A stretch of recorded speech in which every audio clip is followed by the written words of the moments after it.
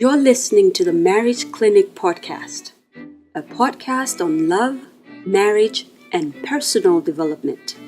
Our purpose is to inspire and equip you with knowledge and skills to enable you to have lasting and fulfilling relationships.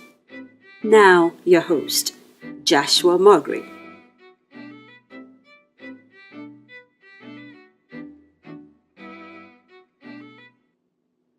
Welcome. This is our Marriage Clinic podcast. It's another Thursday evening, 8 p.m. GMT in Ghana. I don't know where you are watching all of this from or the time you'll be watching it. Some of you come on live, some of you watch it later on. It really doesn't matter. Once you are getting the information, that's good for us. This is a podcast about love, relationships, and your personal development. My name is Dr. Joshua Mogri, and please like and follow wherever you are watching this or listening to this, and please share it with your friends and family. It is going to be an awesome time today. I'm excited about what we are discussing today. It's a follow-up. This is the third part of a series we are doing about the ghost of your ex. The ghost of your ex. You may be asking, what do I mean the ghost of your ex? The relationship may have ended, but sometimes the ghost of the relationship still haunts your current marriage. So let me put it in context because I got a couple of questions where people were asking, this is not about an ex when you are not married. I'm not talking about you've broken up with somebody and then now you are dating someone else. This is discussing your ex when you are married. So you had somebody you were in love with, somebody you were dating, and then now the relationship is over. You have finally got married. You have said, I do.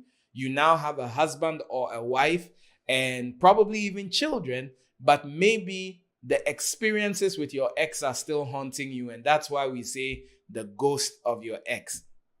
So in today's episode, I'm going to talk to you about how to break emotional attachment to an ex after marriage.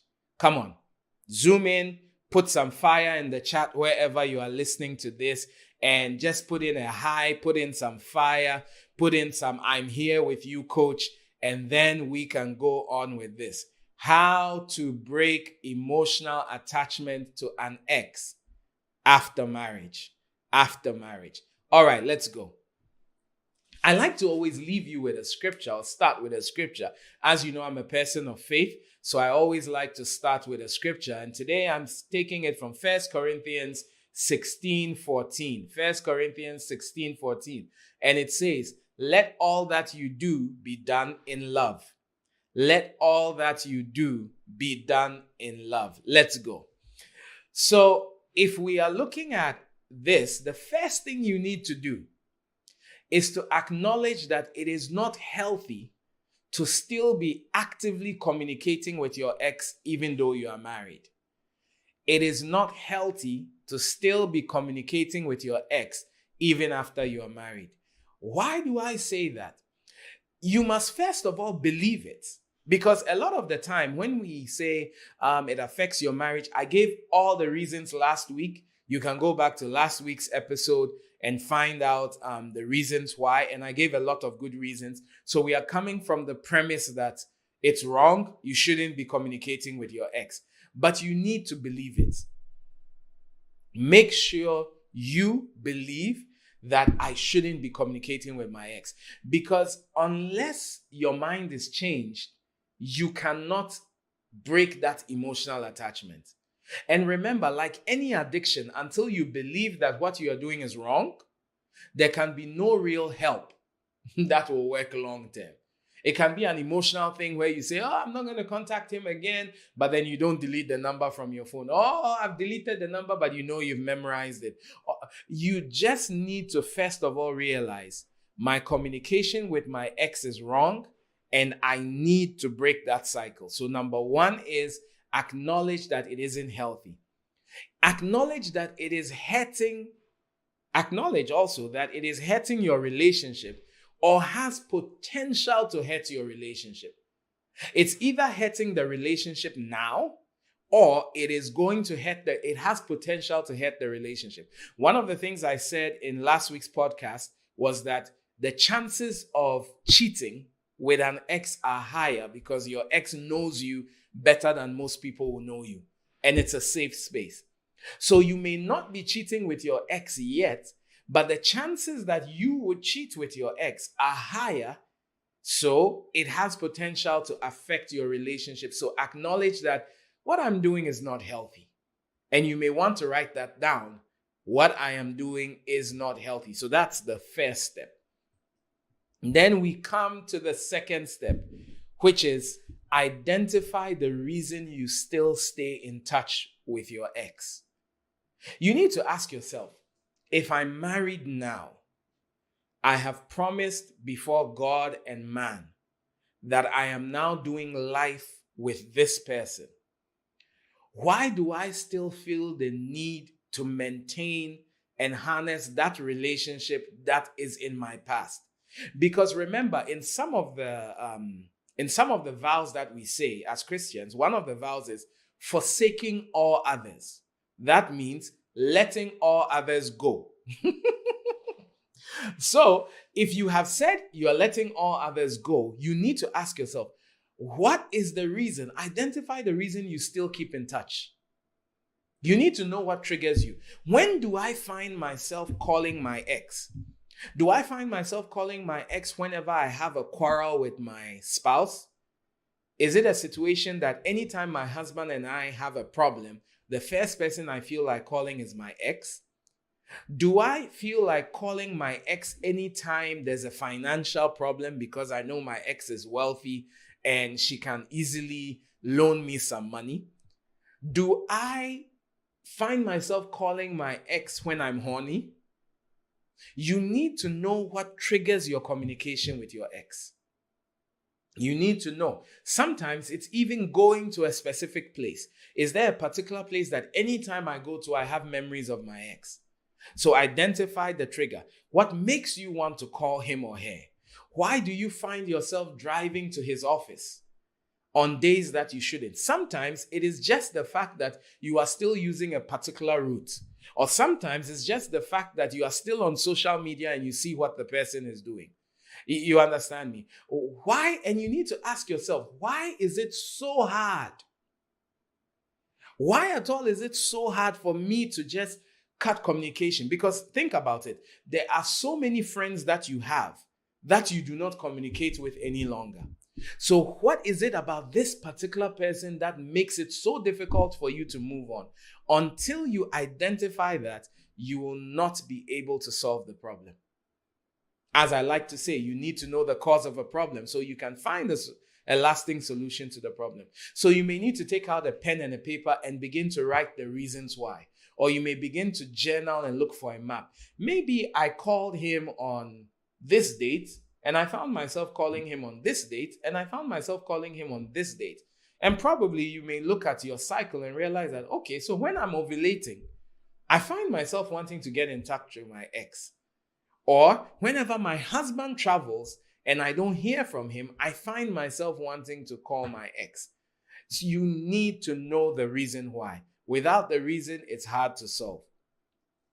Then we come to number three. Now, talk to your spouse about your communication with your ex. Some of you are saying, do you want to kill me? Some of you are just hearing the death music right now. You expect me to tell my wife that I'm communicating with your ex. But here's the reason why we say talk to your spouse. Whenever something is revealed, it loses its power. Whenever you keep something hidden, whenever you keep something hidden, it still has power over you. Part of the allure of the connection you have with your ex is the fact that you are sneaking, you are hiding, you are deleting the messages after that, you are clearing your call logs. Or I know some people who keep a special phone somewhere that they use for those kind of calls. Now, unless your life will be in danger if you tell your husband or your wife, I advise that you tell your husband. All right? Say something like, hey, sweetheart. I don't know if you call your wife sweetheart or you call her darling or you call her boo-boo. or some people call them junior mame in Ghanaian. In Akan, that means junior's mother. I hope you don't do that, because she's a person on her own without having to be having a child. But maybe you may say something like, hey, I've realized I'm a little too close to Tina. And look, this marriage is important, is an important thing for me. So I'm going to cut communication with her. I've realized that it's not healthy for our relationship. You see, don't make a mistake. Now, I'm speaking as an uncle or a big brother. My dear brother, now listen, don't make a mistake and go and say something like, even though I know I should have married Tina instead of you, I'm already in the marriage with you, so what can I do? I just have to cut communication with her. My brother, you are dead. Ashes to ashes, dust to dust. We remember the departed soul of our brother. That is what we will be saying over your grave. Find a nice way of and sometimes it can just be in conversation. You just say, I noticed that I've been communicating too much and it's not the best, so I don't talk with her any longer. It's important. So now, on a very serious note, talk to your spouse about it. They may already know that you are over communicating with the person, and this conversation may help heal your marriage. Then here comes the other hard part. You will need to explain to your ex the need to sever communication. So after talking to your present husband or wife, you now need to call up your ex and have a good conversation with them. You say, look, we have history, we've been good friends, but not everything you like doing is good for you. The good book puts it this way. It says, all things are permissible, but not all things edify. That means, and remember that it's not everything that is good for you. And it's not every good person that is also good for you. I think sometimes we always think like, once the person is not a bad person and she hasn't done anything, but you need to have a conversation with her or him and explain to the person that, look, I'm married now, and I must admit there are still some latent feelings, and those feelings may be there for the rest of our lives. We communicating will not help us be able to concentrate on the marriage that we have. The person could even be married. Because remember, I mentioned one of the reasons why you shouldn't is that you have double vision. You can't work on two relationships at the same time. So once you explain to the person, that, look, you are a good person, there's nothing wrong with you, but our continuous conversation and you getting in touch and asking me, how am I doing? Have I eaten? Or sending me a gift now and then, or sending me a joke, is not helping this relationship. So at this point, we need to agree to end communication. Remember that the most important connection you actually need is the one with your spouse. Because what happens one day if it leads to a divorce and people ask you, what was one of the triggering factors? And you say, I couldn't stop talking to my ex and it generated into something else. You will look very silly. And marriages and relationships are often destroyed on very little things that seem insignificant but create bigger problems. So remember, the most important connection you have is with your spouse, and you should be willing to sacrifice a relationship with an ex to make sure your current relationship works. All right? Don't negotiate. When you go to speak with your ex, it's not a negotiation. It's a declaration of intent. The person may begin to say things like, then we can be talking once a week, or we can... No. You're not going to...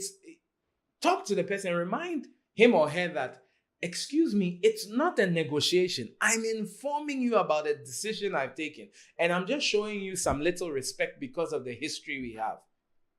It's only because of the history we have and the level of respect I have for this relationship. That's why I'm having this conversation with you. Are you getting it? So you explain that to the person. You tell the person that it's not a negotiation. Don't bargain. Don't begin to say things like, so now instead of us talking every day, let's just once a week should be okay. Hey, my sister, Once a week is not okay. So don't even come from that premise. All right? Don't negotiate, don't bargain, don't plead. Just tell them. And the person may get all emotional. And there are several reactions your ex may have. They may get angry. They may try to make you feel guilty. They'll say, so after all we have and all we have shared, is this how you're going to treat me? All right? But if your ex also is a matured person and respects boundaries, they'll say, it's not going to be fun. I enjoy communicating with you, but I understand. I want what's best for you, and what's best for you is that your marriage works. And you may not know it, but there may be another lady weeping on the other side of the relationship because of your continuous conversation with your ex. All right? Brings me to point number 5. Point number 5. Cut all communication cold turkey. When we say cold turkey is a term that originally was used with drug addicts, where if someone is on cocaine or heroin or any addictive drug, they isolate the person and they take the drugs away. So the person goes through the reactions of the addiction, and we say the person is doing a cold turkey. I don't know if it's Turkey the country or Turkey the chicken. I'll have to look it up someday. But when we say cut communication cold turkey, what we mean is that after you have had that conversation, there should be no follow-up conversations.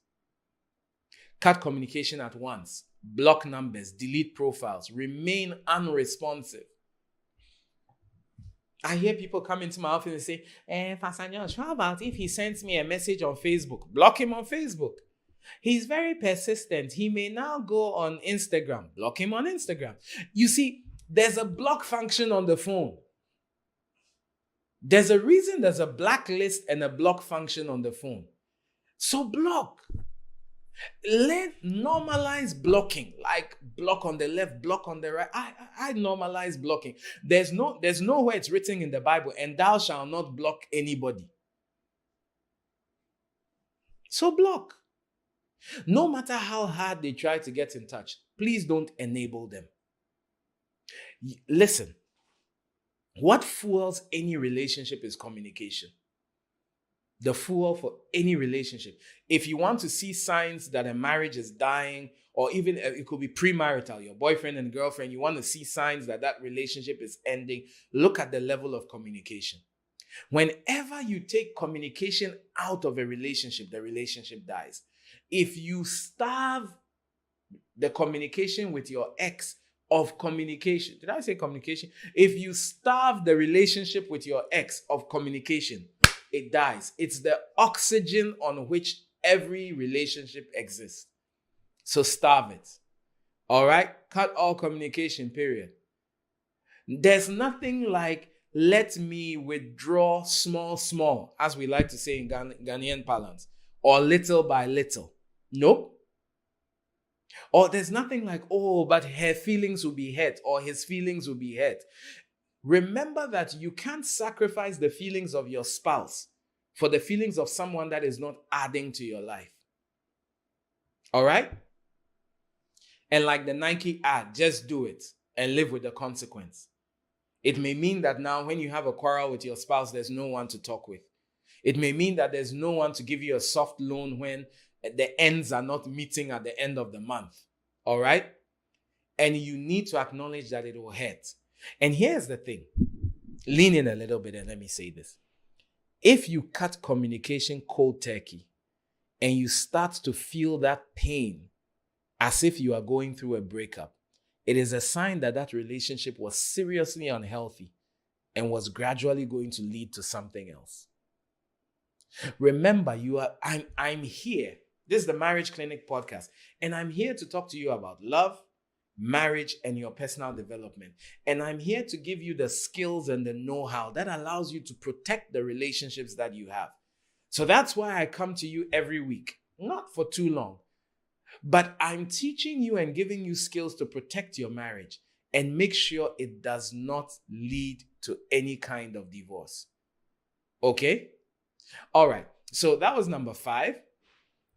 cut communication cold turkey. And I'm going to give you number 6. And that's the last one. I'm rounding it up. Get an accountability partner. Find a friend, find somebody who is older than you, find a person of the same gender and sexual orientation. With where the world has got to now, we can't just say the same gender, but we also have to say the same sexual orientation. So if you're a man, find another male friend. If you're a lady, find another lady friend. Who will be your accountability partner? You see, you can't tell everything to your spouse because they may be hurt. But you need someone you can talk to and say, look, I've still been talking with my ex for a while now. I've realized it's not healthy. I've been watching the Marriage Clinic podcast. I've realized it's not healthy. It's not the best. But you are a friend. Can you check up on me once a week to find out if I am still communicating with this person or how it is going? And this should be somebody that you are truthful to. Preferably your counselor or an elderly person, someone who you are responsible to, who helps you keep your commitment. You need to be truthful to the person. I have an accountability partner. Truth. I have someone who is a peer that we talk about once a week. And when we talk about everything. He asks me, how are we doing? How's the marriage doing? Are you treating your wife well? Are you staying straight on the right path? How are you dealing with temptations out there? And probably if I've told him about a particular problem, he brings it up. What's happening in your finances at the moment? Are we saving? Or what's happening with that lady that was getting too close? Have you been able to, but with this accountability, you are just looking at with regards to the fact that you want to break communication with your ex. It may have to be an accountability partner for maybe 3 months or 6 weeks or a year, depending on how deep you are in. But once you have somebody you are accountable to, it helps. So let's go back real quick. Number 6 was get an accountability partner. Number 5 was cut communication. Number 4 was explain to your ex the need to stop communicating with the person. Number 3 was talk to your spouse. Number 2 was identify the reason you still stay in touch. And number 1 was acknowledge that it is not healthy. My name is Dr. Joshua Mogri. This has been the Marriage Clinic podcast. We are here for you to help you. If you have a question or a problem, you can send us a direct message. And out of that direct message, we will respond and try to help you. Please follow me on all platforms. Follow me on Facebook, Twitter, Instagram, YouTube, TikTok. On all these platforms, the name is Dr. Joshua Mogri. Get in touch. I'm glad we are a blessing to you. And I hope you'll be with us next week, as next week is going to be interesting. I'm talking on help. My husband is still attached to his ex. Help. My husband is still attached to his ex. It's been a blessing being here. Take good care of yourself and see you next week. Bye-bye.